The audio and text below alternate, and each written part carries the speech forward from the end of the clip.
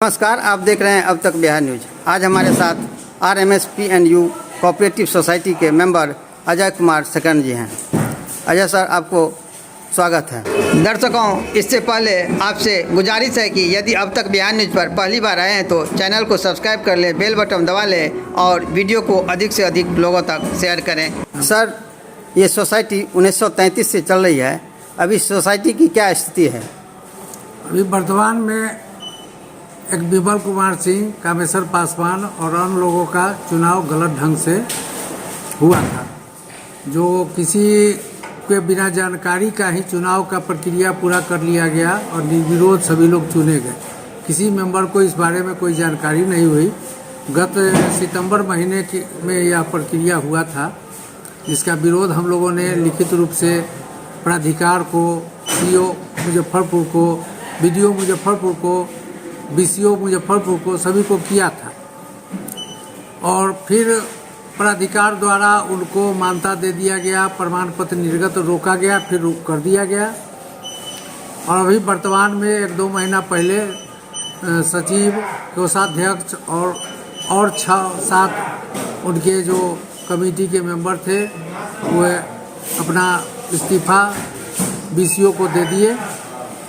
BCO द्वारा यह जांच किया गया तो सभी लोगों ने आकर अपना स्वीकार किया है कि यहाँ हम लोगों ने इस्तीफा दिया है। BCO द्वारा हमारे पदेन अध्यक्ष जो होते हैं वो निरीक्षक युग प्रथम होते हैं रेल डाक सेवा मुजफ्फरपुर के। उनको लिखित रूप से दिया गया है कि आप एक एडहॉक कमेटी बनाइए और एडहॉक कमेटी चुनाव कराएगा प्राधिकार को लिखकर।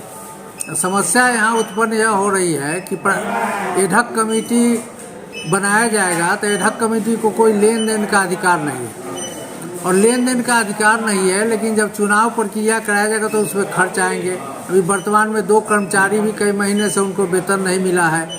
वह सोसाइटी भाड़ा के मकान में चल रहा है, वहाँ का किराया देना है, प्लस प्राधिकार को कुछ फीस है जो देना पड़ता है। उसके बाद प्राधिकार चुनाव प्रक्रिया कराती है। तो जब तक लेन देन का प्रावधान नहीं होगा, उनको पावर नहीं होगा, तो तब तक यह प्रक्रिया कराना इतना आसान नहीं है। तो इस परिस्थिति में BCO मुजफ्फरपुर से हम लोग आग्रह किए हैं कि वह स्पेशल अफसर बहाल करे जो लेन देन करे, और तब तक लोन का भी लेन देन करे। कटौती जो स्टाफ के यहाँ पैसा है वह वापस करे ले, प्लस बहुत से हमारे कर्मचारी रिटायर कर गए हैं, उनका पैसा अभी सोसाइटी में पड़ा हुआ है जिसको वापस करना है। तो यह BCO के हाथ में है। हम लोग प्रयास में है कि BCO इस कोई व्यवस्था करे जो लेन देन शुरू हो और चुनाव का प्रक्रिया भी जल्द से जल्द शुरू हो और नए कमेटी का गठन किया जा सके। सोसाइटी का जो पदाधिकारी का चयन है, ये गुप्त रूप में कैसे हो गया? इसका नियम क्या है? नियम है कि यह चुनाव का प्रक्रिया सभी जो हमारे पूरे बिहार के मेंबर हैं, झारखंड के मेंबर हैं, क्योंकि पहले बिहार झारखंड एक ही था, और RMS के जितने भी कर्मचारी हैं वो मेंबर कोई भी बन सकता था। तो झारखंड वगैरह के भी मेंबर हैं जो रांची में है, RMS में है, धनबाद RMS में है, भागलपुर RMS में है, साहिबगंज में है, पटना में है, किउल में है। तो पूरे बिहार के RMS के मेंबर इसमें सदस्य हैं, जो रिटायर करते गए हैं, घटते चले गए हैं, लेकिन फिर भी अभी मौजूद कुछ हैं, कुछ नए बने हैं, कुछ पुराने हैं। तो जब तक उन सभी को जानकारी नहीं होगी कि नॉमिनेशन का डेट क्या है, चुनाव कब होना है, तब तक भाग कोई कैसे लेगा।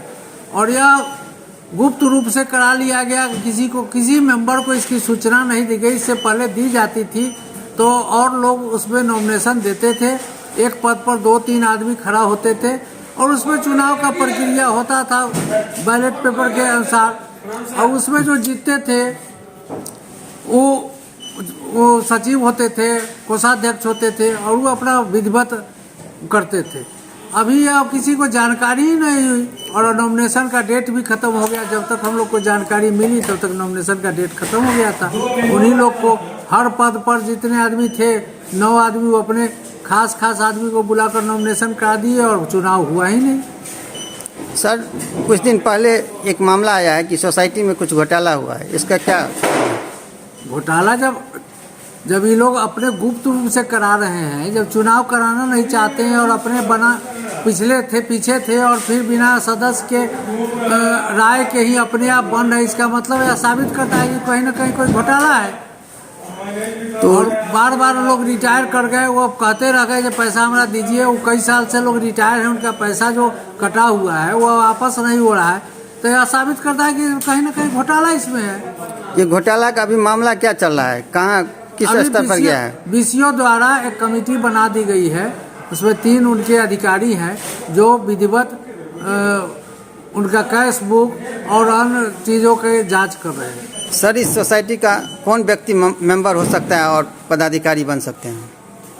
जो इसमें कर्मचारी हैं रेल डाक सेवा में, उनका वेतन से पैसा कटता है, एक फॉर्म होता है जिससे अपना 11 रुपया देकर अपना सदस्य बन सकते हैं। उनका हर महीने डिमांड लिस्ट आता है, उसमें 1000 रुपया मेंबरशिप प्रति महीना कटता है, जो जमा रहता है उस पर उनको सूद मिलता है। उसके बाद उसी मेंबर लोगों में से चुनाव होता है, मेंबर ही में चुनते हैं मेंबर को, और उसी में सचिव कोषाध्यक्ष वगैरह बनते हैं।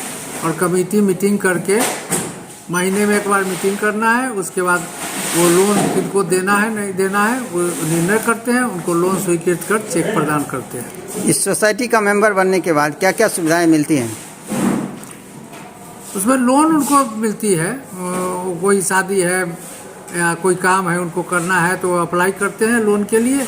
और लोन जो कभी 3 लाख रुपए था, कभी 4 लाख रुपए, वो मेंबर लोग जो है कमेटी के वो निर्णय करते हैं। वो अपना पैसा के हिसाब से लोन का एक दायरा बनाते हैं कि 5 लाख तक दिया जा सकता है, 6 लाख तक दिया जा सकता है, देते हैं और महीने महीने उनका वेतन से कट जाता है।